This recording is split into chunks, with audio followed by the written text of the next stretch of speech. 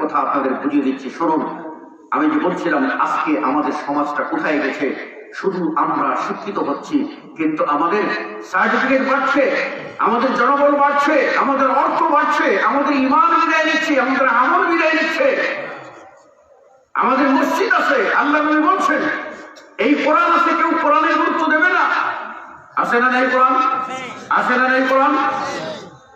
আল্লাহ নবী এটাও বলছেন যে মাসাজিদুহুম আমারা ওয়া হিয়া সারাবুম মিনাল হুদা, মসজিদ সমূহ হবে কিন্তু কোনো হেদায়েত থাকবে না। মসজিদ সমূহ হবে, মসজিদে সেখানে ঈমানদার ব্যক্তি মুসল্লি পাওয়া যাবে। আমার বাবা ভাইরা, সেই অবস্থা আমাদের ভিতরে হয়ে গেছে। আমরা শুধু পণ্ডিত হচ্ছি, আমরা শুধুমাত্র বাহাদুরি করছি, অহংকার করছি, কিন্তু আমাদের যে আসল তল্পিতল বা কিছুই নাই। আমরা মরলে কি অবস্থায় আমাদের মরণ হবে এটা কি আমরা একটু ভেবে দেখেছি? একবার ভাবে দেখি নাই। শুনুন, আল্লাহ রাব্বুল আলামিন বলছেন তোমরা 2টি গুণ অর্জন করো। বলছিলাম 2টি গুণের কথা, এই 2টি গুণ অর্জন করো। আল্লাহ বলছেন, কি বলছেন? একটি বলেছেন ইত্তাকুল্লাহ, তোমরা আল্লাহকে ভয় করো।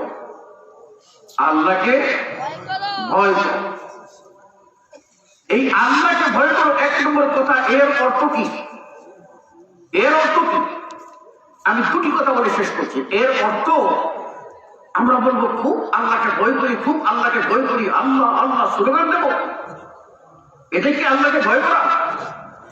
আল্লাহকে ভয় করার অর্থ হলো আপনি যখন নির্জনে একাকী গহীন অন্ধকারের ভিতরে থাকবেন, আফ্রিকার কোন যদি জঙ্গলেও থাকেন, আমাজন জঙ্গলেও যদি কোথাও আপনার থাকেন, আর ভারতের আন্দামান দ্বীপেও যদি আপনি থাকেন, অথবা আরব সাগর হোক আর সেই লোহিত সাগর হোক, যেখানেই যদি আপনি থাকেন, একা থাকেন, আপনাকে মনে করতে হবে আপনার একা নন। আল্লাহ রাব্বুল আলামিন আমার সাথে আছেন, তিনি দেখছেন, তিনি আমাকে সব কিছু শুনছেন। আপনি জনসমুদ্রে থাকবেন, মাদ্রাসায় থাকবেন, তখনও আপনি আল্লাহকে ভয় করবেন। আপনি মসজিদে থাকবেন, আল্লাহকে ভয় করবেন। আপনি ঘরে যাবেন, আল্লাহকে ভয় করবেন। আপনার স্ত্রীর সাথে ব্যবহার করবেন, আল্লাহকে ভয় করবেন। সন্তানদের হক দেওয়ার ব্যাপারে আল্লাহকে ভয় করবেন। আল্লাহ নবী সাল্লাল্লাহু আলাইহি ওয়াসাল্লাম বলছেন ইত্তাকুল্লাহ ইত্তাকুল্লাহ ওয়া'দিলু বাইনা আওলাদিকুম, তোমরা আল্লাহকে ভয় করো, তোমাদের সন্তানদের সাথে ইনসাফ করো, ইনসাফ করো, ইনসাফ করো, বেইনসাফি করো না। আমাদের সমাজ এইরকম সমাজ, আপনার 2 ছেলে 3 ছেলে হলে যে ছেলে টাকা দিতে পারে, বেশি দিতে পারে, সেই ছেলের প্রতি ঝুঁকি আমরা, আর যে ছেলে টাকা দিতে পারে না সেই ছেলেকে আমরা দেখতে পারি না।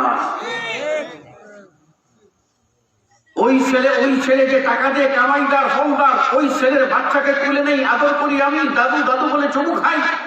আর আমার মেজো ছেলে, আরেক ছেলে আছে যে ছেলে কামাই করতে পারে না, ওর বাচ্চা দাদু দাদু করে বারান্দায় গড়াগড়ি করে আমি একবার হাত খুলে তুলে নেই না, কেননা আমি নিষ্ঠুর হয়ে গেছি। এক ছেলের জন্য আমি সম্পদ লিখে দেই, আরেক ছেলের জন্য দেই না।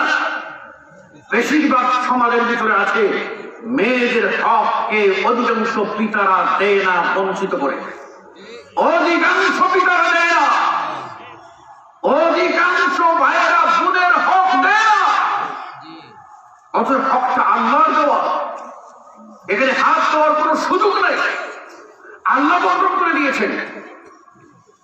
আল্লাহ বলেছেন এটা ফরিদাতুন মিনাল্লাহ, আল্লাহর পক্ষ থেকে নির্ধারিত অংশ, পরিবর্তন করতে পারবে না। আমরা পরিবর্তন করছি, এক ছেলেকে দামি টাকা দিচ্ছি, আরেকজনকে ঠকাচ্ছি, প্রতারণা করছি। তাহলে কি আমরা আল্লাহকে ভয় করছি? আল্লাহকে ভয় করছি না, বরং স্বাস্থ্যকে আমরা অগ্রাধিকার দিচ্ছি। কাজে আল্লাহকে ভয় কিভাবে করতে হবে এটা আপনার মনে রাখতে হবে। আপনাদের এই এলাকার কৃতি সন্তান, আপনাদের এই এলাকা, এই গোলাগাঁও নওপাড়া, এটা সারা বিশ্বের কাছে ওই রকম যেরকম সুনামের সাথে কিছু আলী এলাকা আছে, এই এলাকাটাও পরিচিত হয়েছে একজন মানুষের মাধ্যমে। সেই মানুষটাকে আর জানি না আপনারা মনে রেখেছেন কিনা। এই মানুষটা যিনি এখানে লেখাপড়া করেছেন, প্রাইমারি পড়েছেন, যিনি হয়তো কি যুদ্ধ করে পড়ালেখা করেছেন সে ইতিহাস বলার আমার সময় নাই। কিন্তু তিনি যে সমস্ত সম্পদ রেখে গেছেন সেটা যদি আপনার একবার ভাবেন, তিনি সেই ব্যক্তি যিনি মুহাম্মদ বিন আব্দুল ওয়াহাব নদভীর যে কিতাব তাওহীদ তার অনুবাদ তিনি করেছিলেন বাংলায়। একদিকে এক সাইডে বাংলা, আরেক সাইডে হলো আরবি। আরবি লিখেছেন ডাইন সাইডে, বাম সাইডে বাংলা লিখেছেন। এবং তখন সৌদি আরবের প্রথম আপনার রাষ্ট্র প্রথম এখানে আপনার দূতাবাস হয় প্রথম বাংলাদেশে, প্রথম রাষ্ট্রদূত ফুয়াদ আল খতিব। তিনি তখন এই বইটা, এই লেখাটা হাতের লেখা দেখে বললেন, কে সেই ব্যক্তি হাতে লিখেছে, তার হাতের লেখা আরবি, বাঙালি বাংলা পাশাপাশি সে এত সুন্দর আরবি লিখতে পারে, এই পণ্ডিত মানুষটা কে, আমি তাকে দেখা করতে চাই, তাকে আমার এই দূতাবাসে নিয়ে আসুন। তাকে নিয়ে যাওয়া হলো। তিনি দেখে খুশি হলেন, আর খুশি হওয়ার পরে বললেন, আপনি এর বিনিময়ে কি চান? তিনি বললেন, আমি বিনিময়ে আল্লাহর কাছে চাই, এর বিনিময়ে আমি কিছু চাই না। ফুয়াদ আল খতিব বলছিলেন, ঘোষণা দিয়েছিলেন যে এই হাতের লেখা আরবি এটাই থাকবে, সাইক্লোস্টাইল হিসাবে এইভাবেই থাকবে। এই হাতের লেখা ছাপা হবে, ওটা কম্পোজ করা যাবে না, টাইপ করা যাবে না, এটাই ছাপতে হবে, এটাই স্বাক্ষর। আল্লাহর ওয়াস্তে দিয়েছিলেন। শুধু কিতাবুল তাওহীদ দেন নাই, কিতাবুল কাবায়ের, ইমাম শামসুদ্দিন সাহাবী কিতাবুল কাবায়ের দিয়েছিলেন।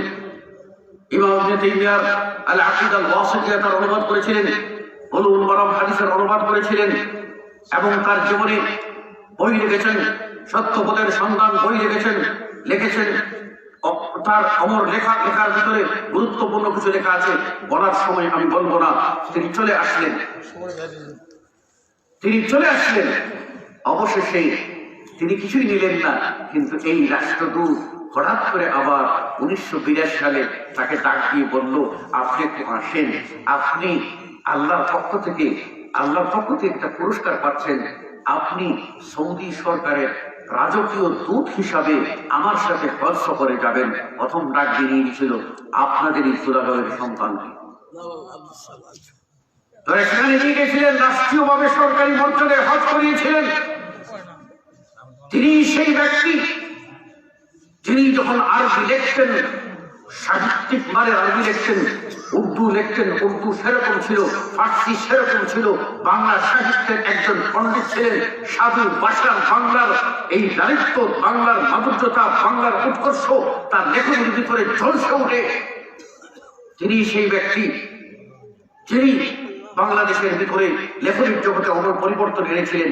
তিনি সেই ব্যক্তি যিনি সর্বপ্রথম এই যে আমাদের যে যাত্রাবাড়ি মাদ্রাসায় মুহাম্মদিয়া আরাবিয়া প্রতিষ্ঠা হয়, এই প্রতিষ্ঠায় তিনি ওখানে হেড হিসাবে, প্রধান হিসাবে, প্রতিষ্ঠাতা হিসেবে দায়িত্ব পালন করেছিলেন।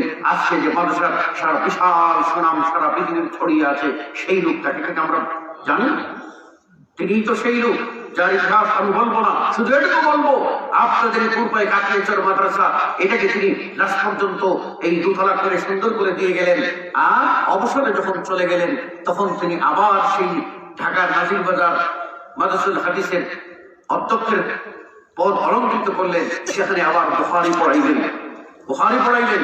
শুধু বুখারী পড়াইলেন না, সিদ্ধান্ত নিলেন অনেকেই বুখারী অনুবাদ করেছেন, কিন্তু আমি শুধু অনুবাদ করব না, আমি বিশ্ব বিখ্যাত বুখারীর ব্যাখ্যা গ্রন্থ আল্লামা হাফিজ ইবনে হাজার আসকালানির ফাথুল বারির আলোকে বড় আকারে আমি এই বুখারী অনুবাদ করব, যা আপনার পশ্চিমবঙ্গ কলিকাতা থেকে শুরু করে নিয়ে বাংলা ভাষাভাষী মানুষের ভিতরে সর্বপ্রথম ব্যক্তি যিনি ফাথুল বারির আলোকে বুখারীর ব্যাখ্যা লিখেছেন। তার অবসর জীবনের 10টি বৎসর কেটেছে কলম হাতে, কাগজ হাতে লিখে গিয়েছেন, বিদায় নিয়ে গেছেন দুনিয়া থেকে। সেই লোকটার আজকের সেই বুখারীটা আপনার দারুস সালাম ইন্টারন্যাশনাল পাবলিকেশন রিয়াদ থেকে ছাপিয়েছে, লন্ডন থেকে ছাপিয়েছে, প্রসার হয়েছে, সারা পৃথিবীতে ছড়িয়ে আছে। বিনিময়ে তিনি কোনো শর্ত দেন নাই, কিছুই দেন নাই। সেই অমর ব্যক্তি এখানে, জানি না এই মাদ্রাসাগুলিতে কি পরিণতি হচ্ছে। আমার শ্রদ্ধেয় মামা সরকার সাহেব, তিনি পূর্ব এই মাদ্রাসাকে ধরে রেখেছেন, এই প্রতিষ্ঠানটাকেও ধরে রেখেছেন। খুব ভালো কথা, খুব মহৎ কাজ হচ্ছে, কিন্তু আমরা যদি বাস্তবে চিন্তা করি এটা আরো উন্নতি হবে। কিন্তু সত্যিকার অর্থে আল্লাহ ওয়ালা আলেম আমাদের প্রয়োজন তৈরি হচ্ছে। আমরা দেখতে পাচ্ছি মানুষ আপনার কোনো দিকে হুমড়ি খেয়ে পড়ছে, ঝুঁকছে, ভালো কথা, কিন্তু ভালো আলিম হওয়ার চিন্তা চেতনা আমাদের অনেকের নাই। আমিও ধম গাজীপুরে জামিয়া দারুল হাদিসের আরবিয়া নামে একটা মানুষ চালিয়ে মিজান সরফ থেকে এবার মিশকাত পর্যন্ত পড়িয়েছি। এই বছর আমরা বিজি শুনেছি আলহামদুলিল্লাহ, যারা বড় মানুষ আমাদের কাছে পড়েছেন, মিশকাত পড়েছে, তারা আপনার আরবি যে পড়া ব্যাকরণ প্রয়োগ করে কোথায় জের হবে কোথায় জবর হবে এটা তারা শিখেছে। আপনারা এই প্রতিষ্ঠানের জন্য দোয়া করবেন এবং এখানে যদি কোনো যদি কৌল মাত্রায় পড়িয়ে ভালো বা লোক বানাতে চান সেখানে আপনারা দিতে পারেন। আমি বলছিলাম কোথায় চলে আসি যে আল্লাহ বলছেন আল্লাহকে ভয় করো, 1 নম্বর। 2 নম্বর বলছেন ও কুলু কাওলান সাদীদা, তোমরা সত্য কথা বলো, সত্য কথা বলো। এই সত্য কথার বিপরীত হলো মিথ্যা। মিথ্যা হলো সমস্ত পাপের মূল। আল্লাহ নবী সাল্লাল্লাহু আলাইহি ওয়াসাল্লাম বলেছেন বান্দা সত্য বলবে, বলতে বলতে আর এই সত্য তাকে হেদায়েতের পথ দেখিয়ে দেবে। আর আল্লাহ রাব্বুল আলামিন এই বান্দাকে সত্যবাদী হিসেবে তার নাম লিখবেন, সিদ্দিকদের কাতারে তার নাম লিখবেন। পক্ষান্তরে বন্ধা মিথ্যা বলবে, পক্ষান্তরে বন্ধা মিথ্যা বলবে, মিথ্যা বলবে, এই মিথ্যা ইয়াহদিল ফুজুর, ফাসিকি ফাজিলের দিকে নিয়ে যাবে। এরপরে আল্লাহর কাছে লেখা হবে শেখ মিনাল কাযযাবিন, কাযযাব হিসাবে, চরম মিথ্যাবাদী হিসাবে লেখা হবে। আজকে সব মিথ্যায় ভরে গেছে। এই 2টা কাজ যদি করি, আল্লাহকে ভয় করি, সত্য করি, আল্লাহ বলছেন শোনো, এটা যদি করো ইউসলিহ লাকুম আমালাকুম, তোমাদের আমলগুলিকে আল্লাহ নিজে বলছেন সংশোধন করে দেবেন, সংশোধন করে দিয়ে আল্লাহ কবুল করে নেবেন। এবং তোমাদের গুনাহ সমূহকে ক্ষমা করে দেবে। আসুন আমরা তাকওয়া অবলম্বন করি, আসুন আমরা প্রকাশ্য প্রকাশ্যে সর্বত্র আল্লাহকে ভয় করি, আল্লাহর নির্দেশ মতো চলার চেষ্টা করি, কোরআনের সাথে সম্পর্ক রাখি, হাদিসের সাথে সম্পর্ক রাখি, মাদ্রাসার সাথে সম্পর্ক রাখি, মসজিদের সাথে সম্পর্ক রাখি, ওলামায়ে কেরামদের সাথে সম্পর্ক রাখি, মুরব্বীদের সাথে ভালো ব্যবহার করি, মা বাবার সাথে ভালো ব্যবহার করি এবং সদা সত্য কথা বলি, মিথ্যা থেকে নিজেকে নিবৃত্ত করি, বাঁচিয়ে আনি। না হলে এটাই আমাকে জাহান্নামে নিয়ে যাবে। আল্লাহ আপনাদের মাফ করুন। আল্লাহ নবী সাল্লাল্লাহু আলাইহি ওয়াসাল্লাম জবানকে সংরক্ষণ করতে বললেন। সাহাবারা বলেন ইয়া রাসূলুল্লাহ এই জবান কি জানবে? শোনো, আল্লাহ নবী বলেন শোনো, মানুষ কি জাহান্নামে যাবে? মানুষ তো জাহান্নামে যাবে তার মুখের কারণেই, মুখের কারণেই জাহান্নামে যাবে। এই মুখ দিয়ে সে কুফরি বাক্য বলবে, এই মুখ দিয়ে সে শিরকি বাক্য বলবে, এই মুখ দিয়ে গালমন্দ করবে, ফাসিকি কাজ করবে, এটাই তাকে জাহান্নামে নিয়ে যাবে। অতএব সাবধান, সাবধান, তাকওয়া অবলম্বন করি এবং সদা সত্য কথা বলি, কোরআনের সাথে সম্পর্ক রাখি। এই আহ্বান জানিয়ে গভীর রাত পর্যন্ত আপনারা কষ্ট করে শীতের মধ্যে বসে আসেন, সেজন্য আপনাদের সকলকে ধন্যবাদ জানিয়ে এবং ঐতিহ্যবাহী কুলাগাঁও এই মাদ্রাসাকে আল্লাহ রব্বুল আলামিন কবুল করুন এ দোয়া করে আপনাদের সকলের সুস্বাস্থ্য কামনা করে এখানে বিদায় আরজ করছি। سبحانك اللهم وبحمدك أشهد أن لا إله إلا أنت أستغفرك وأتوب إليك والسلام عليكم ورحمة الله وبركاته.